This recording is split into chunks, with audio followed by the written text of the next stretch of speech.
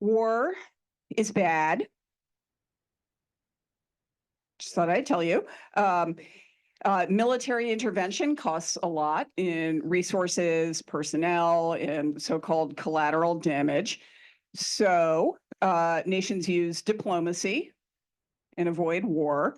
But what if that doesn't work? Do you just pull the trigger? No, modern international relations are characterized by the growing use of sanctions. And surely that's a better way of achieving our desired foreign policy outcomes than that alternative. But is it? So tonight's authors asked, do sanctions actually work? Iran is an excellent candidate for the study of that question. It has been, I have learned, under U.S. sanctions of different kinds steadily since 1979, which have only grown in intensity, as many of us know. And it's not just Iran. There's many other countries that are sanctioned by the U.S., Russia, Cuba, North Korea, and others. So has this actually worked specifically in Iran? I'm quoting our authors, of course. It's just not clear that they are working as intended. So can they be made more effective? And in a time of several acute global conflicts that we're all aware of, do we have any alternative, therefore, to just pulling those triggers or pushing buttons? Welcome to tonight's Chat and Chowder. I'm Mary Eintema, the president of World Boston, and we're delighted that you're here, whether in the room or on the Zoom. As you may know, the mission of World Boston is to foster international engagement and global cooperation. So thank you for being part of that mission. Thank you to Foley and Lardner for sharing this beautiful venue. Shout out to my colleague Harrison Zyberg, our manager of global engagement programs, who's making it all happen. And so World Boston staff and board members, raise your hands and talk to them later and tell them they're doing great work. We thank the Lowell Institute, which supports our Chat and Chowder and Great Decisions series, as well as our annual State of the State Department program. The Lowell Institute makes it possible for these events to be free for all attendees. But free of charge does not mean free of cost. These programs take a lot of resources. So here's something cool. Supporting World Boston at $25 and above will get you this very stylish pin. And it's about to become a collector's item. So to show your support in 2024, do it soon because the color will change in 2025. So shout out to recent community supporter Rory Hallowell. You can make, of course, a tax-deductible donation to World Boston at any time and frequently by visiting our website or now. Grab one of those beautiful QR codes and think about what you would normally spend on a lecture or a bottle of beer. Next, upcoming events. December 11th, the hits keep coming, people. We're doing great programs this year. Please join us at Boston Public Library for a Great Decisions program. We will feature Dr. Emily Reichert, CEO of the Massachusetts Clean Energy Center on climate technology. January 28th, we host Great Decisions, attention, not at the Boston Public Library, but at BU on the topic of science across borders with the president of the Museum of Science, Tim Ritchie. And on February 11th, we host our fun international affairs book swap right here back at Foley and Lardner. So all those books that you get for the holidays or that you have gotten, bring them in and they'll find a new loving home. You can learn more and register for all of our programs on our website using that excellent QR code or on the flyers, which are for you to take home on the table. Okay, please stay tuned. Keep checking our website and make sure to sign up for our email list. Finally, housekeeping tonight when we turn to audience Q&A, please raise your hand and one of us will bring a mic to you. Folks on Zoom, put your questions into the Q&A box, not into chat, and we'll try and pick up a few Zoom questions too. And of course, as many of us know and appreciate, questions at World Boston end with a question mark.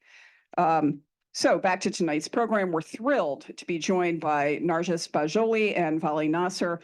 Brief excerpts of their amazing bios, which you can find on our website. And oh yes, I have to shout out to any SAIS alumni in the house tonight. Woo! There's a bunch of us. I see you. You see my pin. So good to have you here. Gita, thanks for pulling it together. There we go. So Narges Bajoghli is assistant professor at Johns Hopkins University School of Advanced International Studies. She's an award-winning anthropologist, writer, and professor. Political anthropologist by training. She works at the intersections of media, power, and resistance. She is the author of several books and is currently writing her next one on history of chemical warfare. She has written for publications including the New York Times, Vanity Fair, Foreign Affairs, and more. She has appeared as a commentator on CNN, NPR, BBC, et cetera, as well as in Spanish, which is interesting, on radio programs across Latin America. She's the recipient of the 2022 Excellence in Teaching at SAIS, and she serves as a co-director of the Rethinking Iran initiative there. Vali Nasr, who is no stranger to this part of the world, is Majid Khadduri Professor of International Affairs and Middle East Studies at Johns Hopkins SAIS, and a non-resident senior fellow at Atlantic Council's South Asia Center. He was 8th Dean of SAIS between 2012 and 2019 and served as senior advisor to U.S. Special Representative for Afghanistan and Pakistan, Ambassador Richard Holbrooke. Professor Nasr has written many books. He has advised senior American policymakers, world leaders, and businesses, including the president, secretary of state, senior members of the Congress, and presidential campaigns. He's written also for the New York Times, Foreign Affairs, and Financial Times, among others. He serves as co-director of the SAIS Rethinking Iran initiative and serves on the advisory boards of many leading universities. Last thing, pretty cool, 2024 through 25, Henry Kissinger Chair on Foreign Policy at and International Relations at the Kluge Center of the Library of Congress. Anyway, we're so excited to have you. What a great topic. Please welcome our speakers.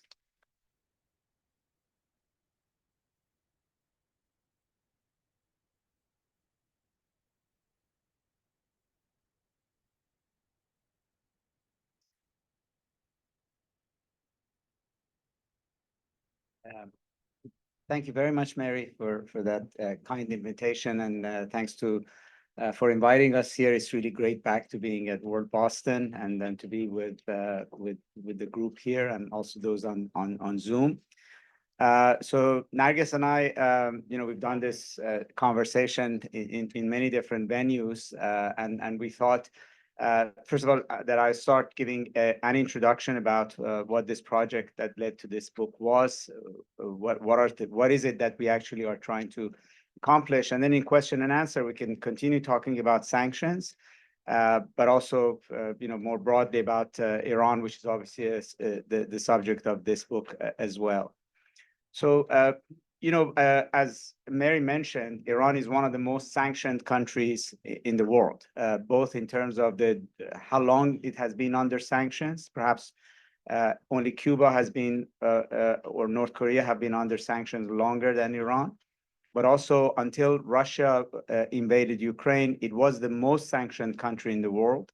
And since President Trump withdrew from the Iran nuclear deal in 2020, it was under maximum pressure sanctions. In other words, the sort of the most concerted, comprehensive set of sanctions that has been put on any country that we know of Iran's size profile. Even Russia today is not under that degree of economic sanctions. So, it was very obvious to us that whatever we think of Iran, however way we want to analyze it, it's impossible to understand Iran today without actually taking the effect of sanctions on Iran. I mean, in my personal opinion, sanctions explains a lot more about Iran's behavior and policies than its ideology or any other conception that we have. So it's it always behooves us to think that when you put certain policies on a country, you want to punish them or want to change their behavior, but it nevertheless changes them also in profound ways.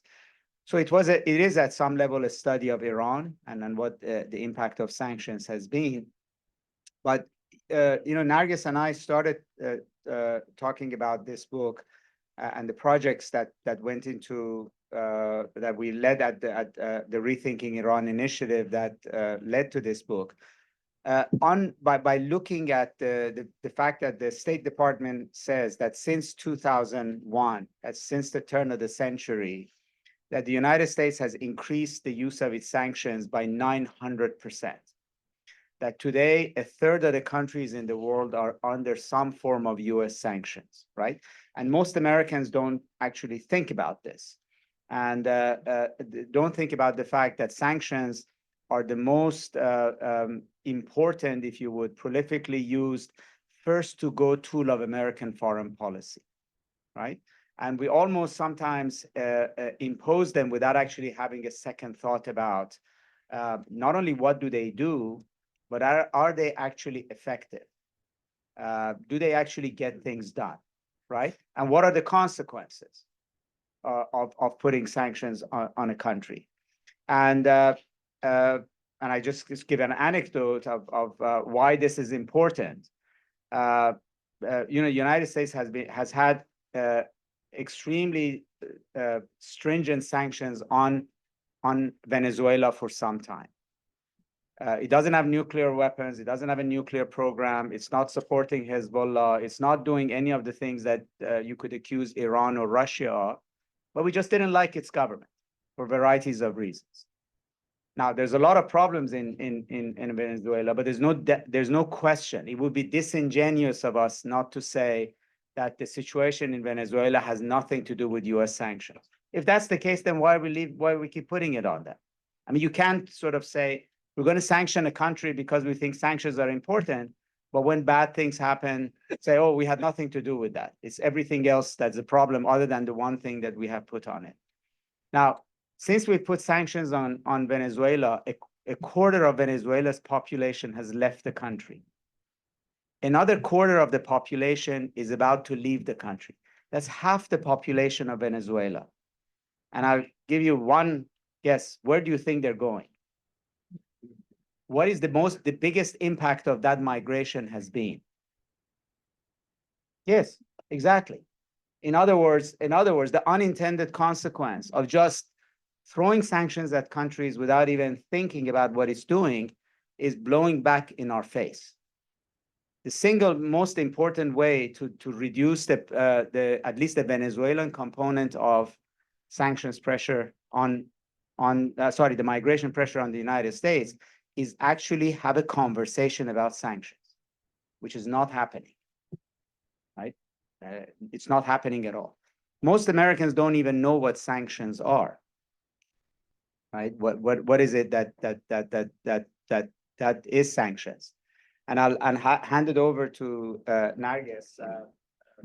Sure.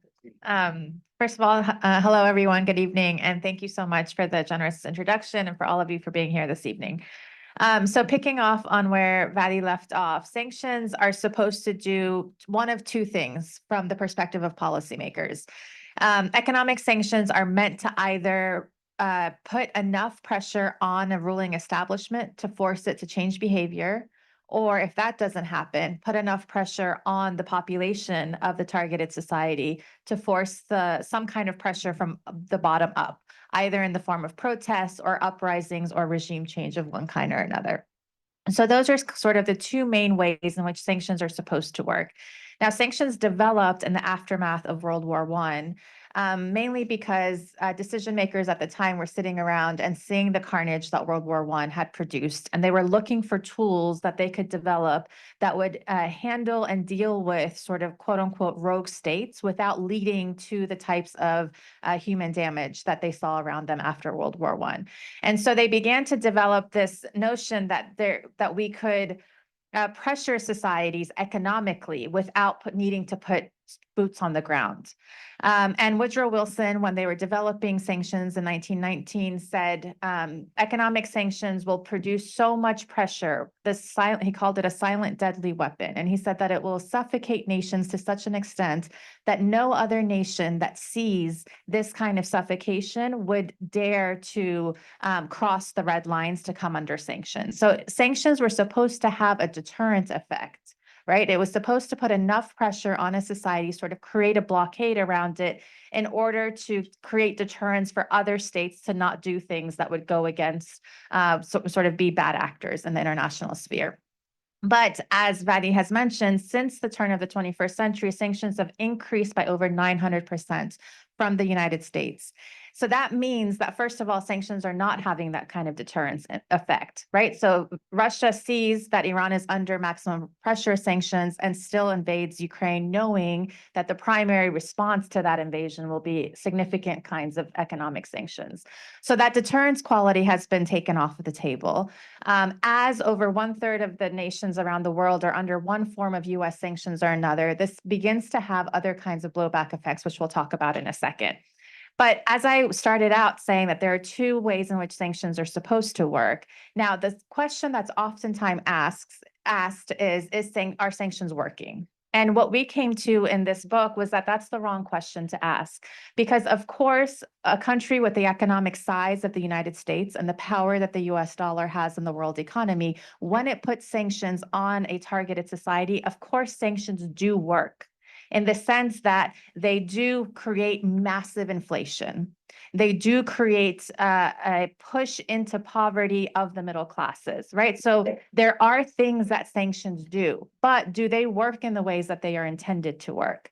So if the intentions of the sanctions are the first two things that I stated, either forcing kind of behavioral change from the targeted state or forcing an uprising that leads to regime change from the bottom up, what we found in Iran and the studies that we've done since then at our initiative across the board on different sanctioned countries is that actually sanctions have entrenched the political establishment of targeted societies. They have grown by orders of magnitude the military establishments and the businesses tied to them, and they have weakened the societies so that when there are uprisings, which there have been in Iran and in Venezuela and Cuba and other spaces, they have been met with such severe crackdowns because the targeted state feels that it is under a situation of warfare, that it deals with its own society as if it is in a war. And so the uprisings do not lead to any kind of behavioral change at the top, except to make the behavior of the state more repressive and militarized and securitized. So sanctions, in the case of Iran, as well as all of these other countries, have not led to behavioral changes from the state or regime change. In the case of Iraq in the 1990s, for example, that was under very severe UN sanctions. The only thing that got rid of Saddam Hussein was not sanctions. It was actually military involvement with the invasion of 2003, right? So even sanctions is not what led to the behavioral change of the state in question, but it was what ended up happening with the military intervention.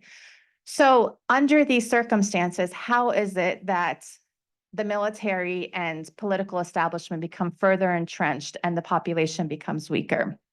Well, countries that come under Western sanctions, like Iran, like Venezuela, like Cuba, like Russia, these are not countries that come under sanctions and will put their hands up in the air and say, we're so sorry, America. We're so sorry we made you mad. Let us get back to the table and make you happy again, right? We're dealing with states that their political culture is one in which, whether you agree with it or not, but they think that they are being bullied by the main imperialist power in the world. So they're not going to come and say, how do we make you happy again, the United States? Instead, what they try to do is they figure out ways to bust through sanctions. And what does sanctions busting entail? Sanctions busting means that when you engage in trade on the international markets, when you are a sanctioned country, that trade starts to become increasingly more expensive for you and increasingly criminal.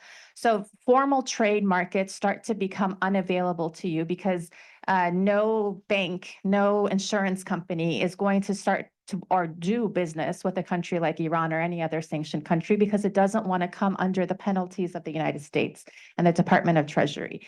So instead, your economy is forced into the gray and black markets. And when your economy is forced into the gray and black markets, the only entities that are able to survive in that kind of political environment are business entities that are tied to the military and political establishment, because they're the only ones that have access to capital to bust through sanctions at the levels necessary to keep trade going. Why? Because under a sanctioned economy, and to get access to goods on the international market, prices have gone up fourfold, fivefold, 20-fold, right? Something that would cost $2 under a non-sanctioned economy. If I want to get this bottle of water into my country, now I have to pay $30 for this one bottle to come in, meaning that independent businesses over time become iced out of being able to purchase this bottle of water, hypothetically.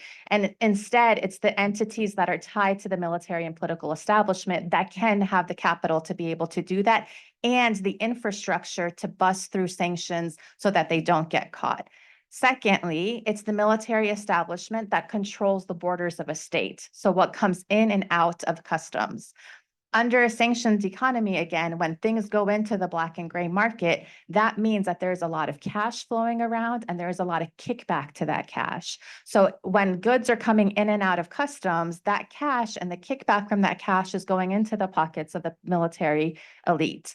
This is why in countries like Iran, Venezuela, Russia, so on and so forth, the more that you see sanctions on the books, the more that you see the wealth and especially the luxurious wealth of these spaces mushroom, and simultaneously you see the middle classes begin to dip quite heavily into poverty levels.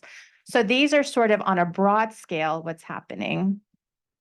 And I'll turn it over to Bobby again. You know, a lot of what we're talking about, we can dig into further during Q&A, because it's a fairly broad subject, and we wanted to sort of put the main sets of issues on the table. I mean, everything that Narges said, it becomes much more important because sanctions, unlike war, stays on a country for a prolonged period of time. Like wars start and stop. I mean, the longest wars, you know, for instance, in our history is actually the war in Afghanistan. But that's actually shorter than the amount of times most of these countries have been under sanctions. Now that long period means that the effect of sanctions on countries becomes permanent. So even if the regime goes, even if you have a major change, the impacts of what Narges was saying does not go away. Once, for instance, you create endemic poverty in a country, the profile of its society changes, like it's happening in Venezuela, or it's happened in Iraq, or it's happening in Iran. Once sanctions go away, if there's a change of regime, that does not mean that you go back to the society and the country that you had before, right? That is permanent. It's almost like a tree that you keep bending it in a different direction, then it's going to grow that way. Once, as Narges is saying in the case of Iran, the security forces, et cetera, become dominant in society, in the economy, they're not going to leave. That does not change afterwards. So the social political impact is prolonged. And that's actually one reason why what is intended by sanctions does not happen. So even if you looked at Iran today, after President Trump put the maximum pressure on Iran, which is a very interesting period between 2020, 2025. So if you say sanctions are effective in behavior change, in making a country comply, in punishing them, the logic would say that if you put maximum amount of sanctions, you have to get maximum amount of result. So what did President Trump and the United States want from Iran? They wanted it to have a smaller or no nuclear program. It is now far more advanced than before the sanctions. They wanted it to be more open and more respectable of its own population. It is the opposite. They wanted to be a lesser force in the region. It actually was the opposite. In fact, according to the United States and its European allies and Israel, Iran, quote unquote, bears a heavy responsibility for the wars that are going in the Middle East. So whether you agree or disagree with that statement is besides the point. It's the belief of decision makers in Washington that not only maximum pressure did not make Iran less involved in the region, weaker in the region, it had the opposite effect. So on every single metric that was put on the table for applying maximum pressure, not only it was not effective, it was counterproductive. it almost had the opposite effect. Iran became more aggressive, more authoritarian, more dangerous to the region, and more dangerous on the nuclear front, right? And the longer this stays, the longer these facts will become entrenched. Now, just to sort of shift the gears a bit, the problem is not, I mean, sanctions are basically a set of economic rules and restrictions you put on a country, right? In some ways, and it's essentially a piece of paper. It's a legal document, whether it's in Congress or an executive order or treasury order. It is basically a legal document. So it is how it's written and how it's applied that makes the difference. So first of all, sanctions are written at times in order to not to have an effect on a country, but actually to make the politicians look good. No, it's a fact. That's actually where sanctions are most effective. In fact, it's in Washington and in the media. So the Russian dissident Alexei Navalny dies in Siberia in prison, which is an awful thing. The United States puts 250 sanctions on 250 individuals and entities in Russia. It's not clear how those entities and individuals had anything to do with Navalny's death, or how would that deter other people dying, or is this a one-time punishment? The only justification that had to make President Biden look good, to look like he's doing something where he either couldn't or didn't want to do anything else, right? So that ultimately is a kind of usage of sanctions that makes it problematic in terms of having an effect, because it's not targeted at anything in particular other than making the United States think better. Secondly, there's difference between sanctions that are for punishment, sanctions that are for deterrence, or sanctions that are there to, for instance, change a regime altogether, right? And often it's not clear what the objective of sanctions are. Thirdly, sanctions have no expiration date. So when you punish somebody, you punish your kids, you punish somebody, you say, you're grounded for 2 weeks, right? So there's an end point. So you say that Russia did something. So is it punished for how long? How long is this punishment? But if we look at sanctions, sanctions are indefinite. There's no end date. And in that sense, they're very different from a war. Secondly, if a country does certain things that you say you are being sanctioned for this, the policy of the United States is not that sanctions will come off if you undo what you did. I mean, if you listen to the news, there is not one occasion that President Biden has said that if Russia leaves these territories in Ukraine, these sanctions will come off. It's not on the table. It's not on the table. So in a way, once a country makes a decision that it's going to do something that is going to go under sanctions, it makes the calculation that these sanctions are permanent. And then, as Narges said, then they begin to prepare their economy and the country for the long haul. And in the process, they begin to change moving forward. So, we didn't come to this as saying that sanctions are inherently evil. I mean, it's kind of like saying guns, I mean, I'm sure some people think guns are inherently evil, but it is this saying that, it's the hand that controls the gun is actually very true on the sanctions. Sanctions is a tool, but the way the United States uses it is highly problematic at multiple levels. And so our goal is actually that it is time to have a debate on this issue, a serious debate by Americans, between Americans and their representatives in Congress, between policymakers, because you cannot have this sanctions tool unfold without thinking about it, without having a notion of when do you end it, when do you lift it, under what conditions you lift it, what is the incentive structure on the other side for countries to actually behave better, and also that in reality, actually, even if the president wanted to lift sanctions, he cannot, because sanctions, unlike war, have certain other problems. One is that the Congress cannot declare war. The War Powers Act authorizes the president to declare war, but it's in the domain of the president to start shooting and stop shooting. Whereas in the case of sanctions, the Congress can actually also declare war. It can write its own sanctions rules.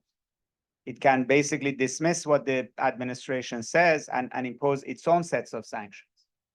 Right? It's not the purview of the president. Secondly, because sanctions goes with demonizing a country in order to justify it, then it's very difficult to justify to the American public that I'm going to lift sanctions and give money to this bad government. Right? And the political capital that an American politician needs to do that is so much that it prefers not to do that. Because with war, there could be domestic pressure for the United States to stop a war. A war is expensive. There's a point at which the numbers of what we were spending in Iraq and Afghanistan became an argument domestically between Republicans and Democrats that the president should stop the war, right? That doesn't exist with sanctions. Americans don't see the cost of sanctions. Secondly, in a case of war, you send Americans in harm's way. Whether it was Vietnam, Afghanistan, Iraq, there's a point at which that the population begins to ask questions. Sanctions are a piece of paper. It's a legislation. It's not. It is as one statesman during World War I said that it's not. It's a war that's not waged out of the turrets of a tank, but behind mahogany desks, right? So it's very difficult for there's no public pressure on the United States, for instance, leadership, for instance, to stop sanctioning Venezuela or stop sanctioning Iraq or stop sanctioning a country. And as a result, it's sort of becoming massively prolific. We have a few minutes, maybe say something. One last thing about this that I think is important to take into consideration. If sanctions were meant as they were developed after World War I to decrease conflict, what we're finding is that as sanctions proliferate over and over, they're actually becoming a cause of conflict. And this is something that we have to take very seriously. And this is, again, as Vali was saying, one of the reasons that we wrote this book was to start to have a conversation about sanctions. Because since sanctions are so abstract, since they're written by lawyers and financiers, if you ever read sanctions regulations, it's very difficult to understand. And then it's also because sanctions are usually prolonged, they are sticky and they don't come off. It means that it's also difficult to sort of see their impact on a society because it's about the impacting the everydayness of economic life in a country. So because of that, part of what we're seeing is that sanctions are causing increased conflict in the region of the Middle East, but also the way in which Russia is now becoming more increasingly involved in conflicts around. And as we increase sanctions, we're going to start to see an increase in different forms of conflict and warfare. And secondly, is that these countries, because they are realizing that once you are under US sanctions, you're never getting off of them, they are building infrastructures to begin to trade with one another away from the US dollar. That's happening between Iran and Iran and Russia, but it's also happening between non-sanctioned countries right now, such as Brazil and China, who have decided that they're going to do their trade in local currencies in order to avoid the dollar because of the weaponization of the dollar. So there are ways in which this will have blowback effects the more and more sanctions are used, and this is one of the reasons that we wanted to have this conversation get started. Great. Thank you. I have a feeling that there's going to be a million questions. We already have some very good ones on Zoom, so I will try and pick one. Since there's kind of a bunch wrapped up in this single one, but effectively the question is, it's a kind of warfare, sanctions. Do we need to accompany sanctions with arming the populace of the affected countries? And since it's effectively economic war, should Congress be involved to a greater degree and effectively declare war? So Congress is already very involved in sanctions. If you look at Cuba sanctions, Iran sanctions, Congress has huge sanctions policies embedded within them. This is one of the reasons when Obama did do the JCPOA Iran deal in 2015, he could only lift a certain very small percentage because a lot of the sanctions were actually embedded in Congress. But I didn't fully understand the first one about arming citizens, but what I will say to that question is that when the uprisings in Iran happened in 2022 and 2023 around the Women Life Freedom Movement, that was one of those moments of the uprisings that like the sanctions policymakers and those in Washington who wanted a different kind of outcome in Iran were waiting for. But one of the things that was fascinating for me watching that conversation happen in Washington is that those who wanted to support this movement in Iran had absolutely no way of doing it because the sanctions that they had created meant that they had created a knot whereby they could not get in, for example, funds to get activists who were in prison to bail them out from prison or to help get funds together to help workers go on strike. There was absolutely no way for concerned policymakers and or citizens in the United States to be able to support that kind of movement because of the sanctions. I would just add something very quickly to that because so if you're going to actually support an uprising in another country and overthrow the government, so that's an explicit policy that you're doing, like Bay of Pigs or many other times we have done that, then you may as well just say you're doing that and not try to hide behind sanctions. And then in fact, then the questions come about of sanctions are sort of ad infinitum. You say that you cannot trade in this for this amount of time.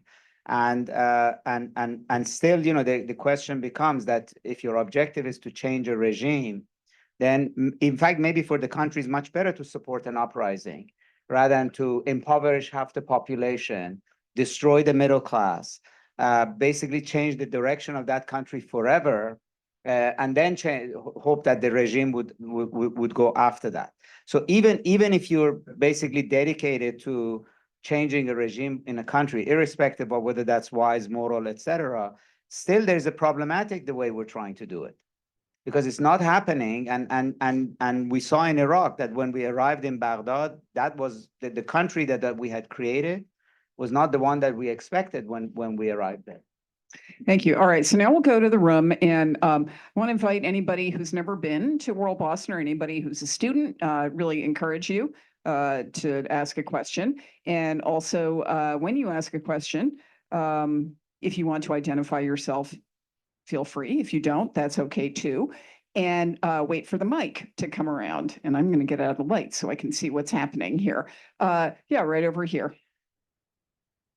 Right over there. Raise your hand so Miranda can find you. I think it was the woman in the purple sweater right here. Yeah.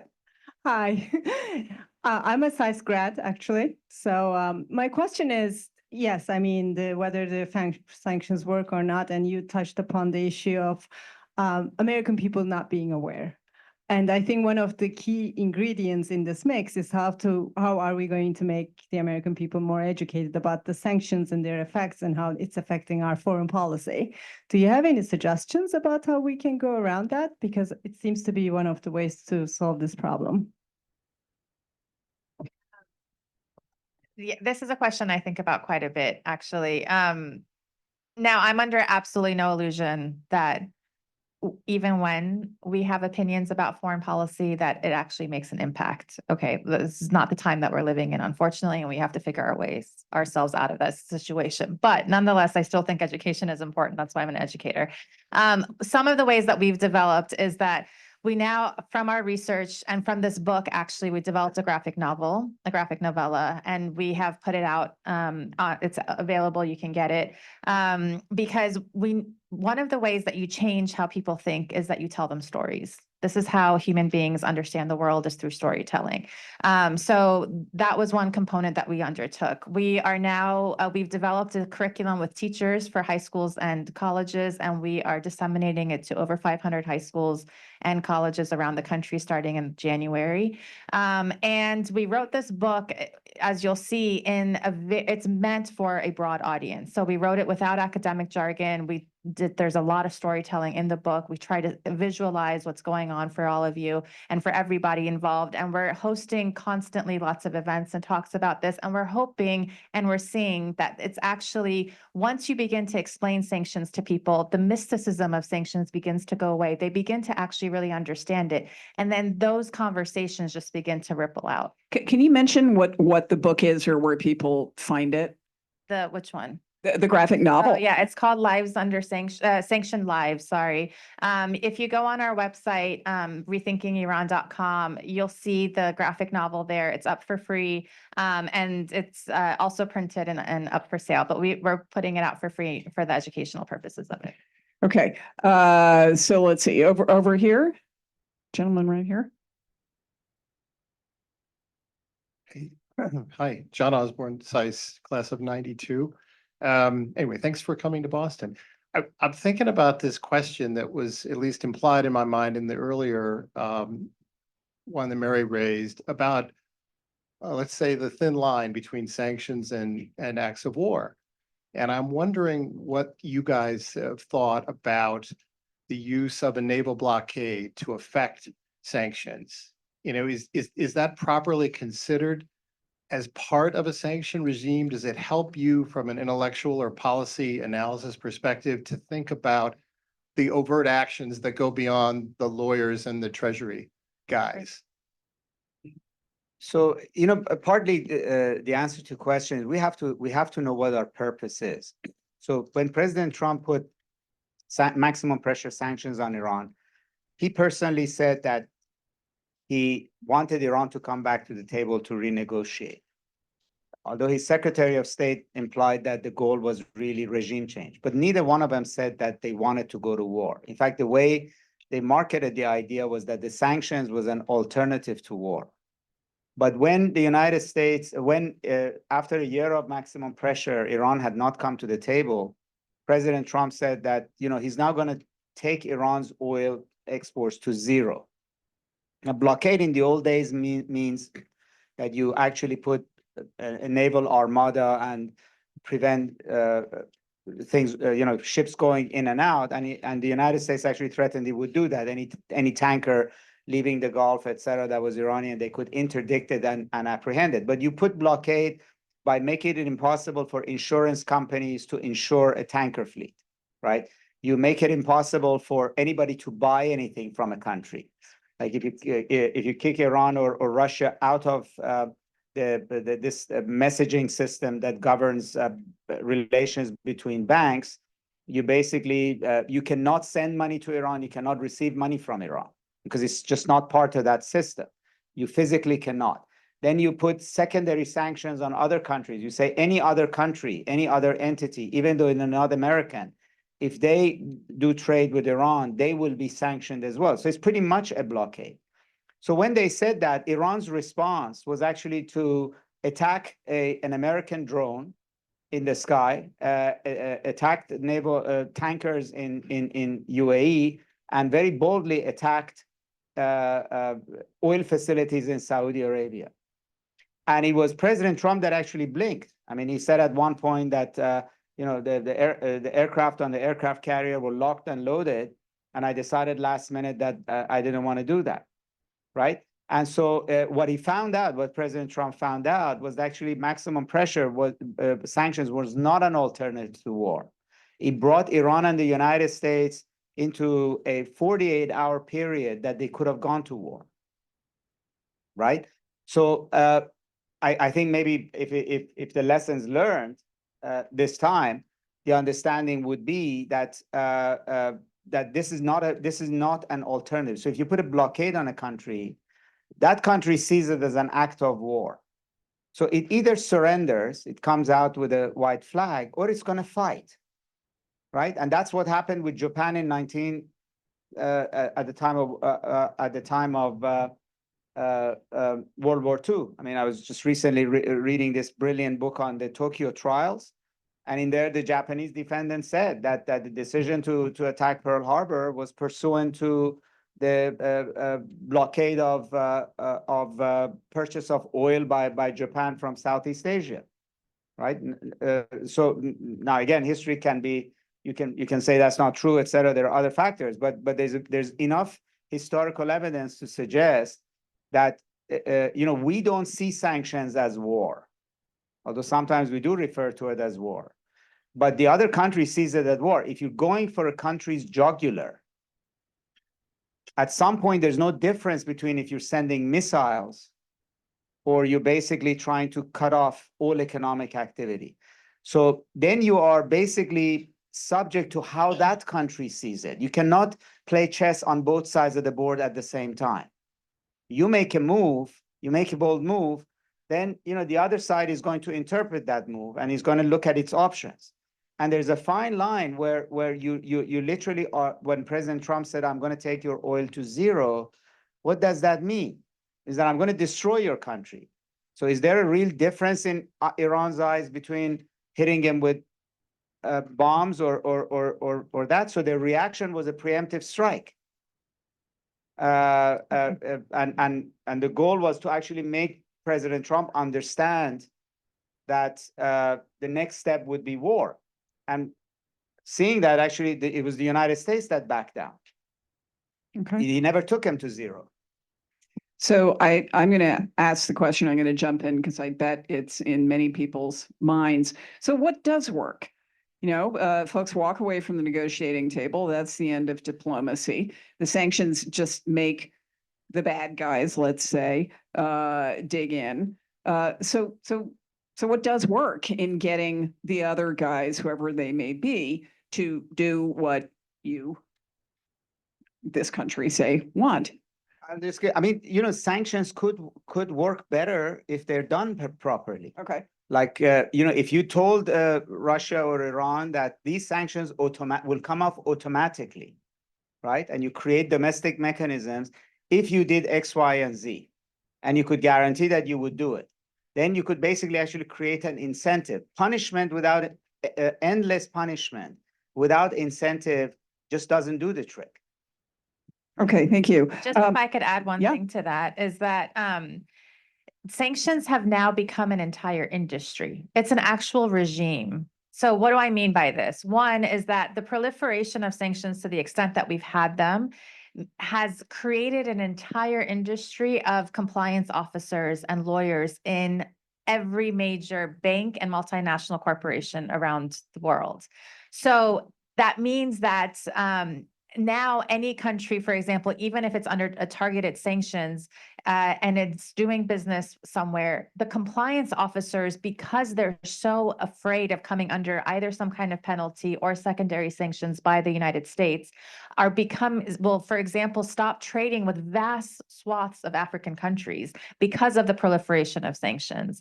The other component of this that's important, so it's not just about like, do sanctions work or not work? You now have a proliferation of lobbyists for sanctions. If you're interested in learning more about this, the Washington Post did some excellent reporting on this just about 3 or 4 weeks ago. You can look up an article by Jeff Stein about the lobbying efforts and the lobbying industry around sanctions. So these are also really important things to take into consideration as we're trying to sort of think about sanctions or not sanctions. It's also that there's an entire industry now of special interest groups involved in pushing forward sanctions on particular entities and others, not because it's in the U.S. national security interests, but because it's in the interests of special interest groups. Okay, I'm really torn. We're going to have to go to our last question. I know Ed has a question, but we have a question on Zoom from Bill Clifford. Hard to say no, Bill. Many of you know him, former World Boston president and also a SAIS grad, although there's many people here who have nothing to do with SAIS. So anyway, so forgive me. I know you had raised your hands, but on this last question. Okay if it's Bill. Okay, all right. It's okay if it's Bill, says Ed. Thank you very much. Anyway, you touched on this, but in more detail, Putin unveiled a vision at October's BRICS Plus summit to de-dollarize the global economy. I think China has been talking about that for a while. So perhaps it's a long way off, but Western leaders from Lord Lamont to Trump have taken it seriously. So Trump threatened sanctions in the case of such a move. Maybe that doesn't work, but how do you block this kind of alliance or grouping like BRIC in the move to another currency? Easy one to end on.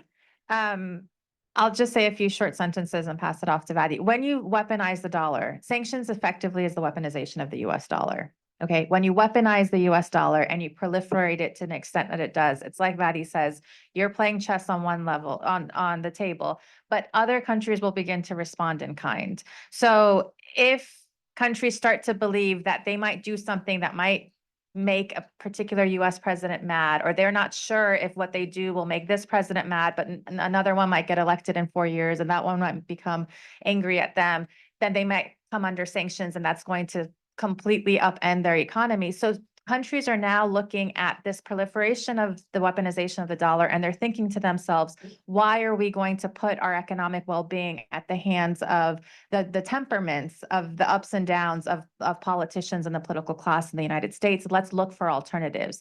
Now, the look for alternatives is what BRICS is attempting to do, as well as other nations. And that doesn't mean that de-dollarization is going to happen next year or in the next 5 to 10 years, but that does mean that one of the most severe potential blowbacks of the proliferation of sanctions is a process towards de-dollarization, specifically because of the weaponization of the US dollar. I mean, Narges is absolutely right. The reason why dollar became the world's currency was not just the strength of the American economy, was also the feeling around the world that it was safe to anchor the future of your country in the dollar. That you can buy US treasuries, you can hold money in the dollar, and that it is stable, it is apolitical, if you would, it doesn't matter. So we gave the world a sense of comfort that you can trust the future of your country, trust the future, even individuals, trust your own future in the dollar. It's the safest currency, not only because the US is strongest, but also because it doesn't play politics with it, that you don't become a prisoner of the dollar. Now, we're basically are changing the rules of the game. We're saying that if you don't do what we want politically, then you basically, we're going to use this tool against you. Now, for most countries, most companies, most wealthy individuals, this is a matter of life and death. It's national security, and it goes without saying that once they feel threatened, once there is even 1% risk factor in there, they're going to explore ways to hedge their risks. And what's President Trump's answer to that is not to give them assurances, is to threaten them even more. Basically, I don't know what he can do to prevent countries from not using the dollar, which is to say, I'm going to punish you more, which means that they become even more incentivized to protect themselves. And therefore, I think the train has left the station. First of all, once upon a time, it was only Cuba, Venezuela, Iran, North Korea. We say, okay, these countries don't matter to the global economy.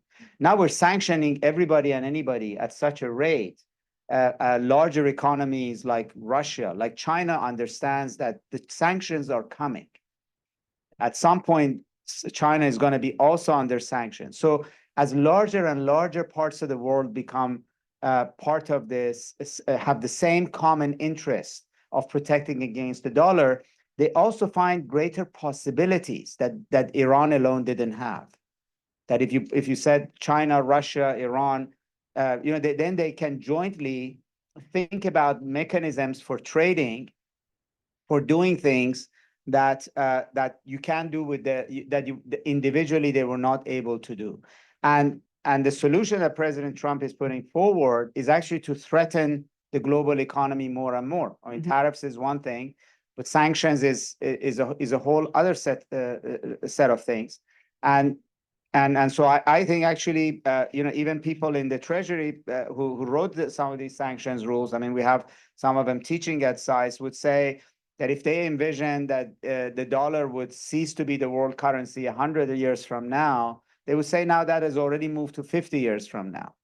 And it can soon be much closer, particularly because there's also technology ways to go around it. I mean, the reason Bitcoin is so popular is not just because people are speculating, is because it is a sanction busting tool.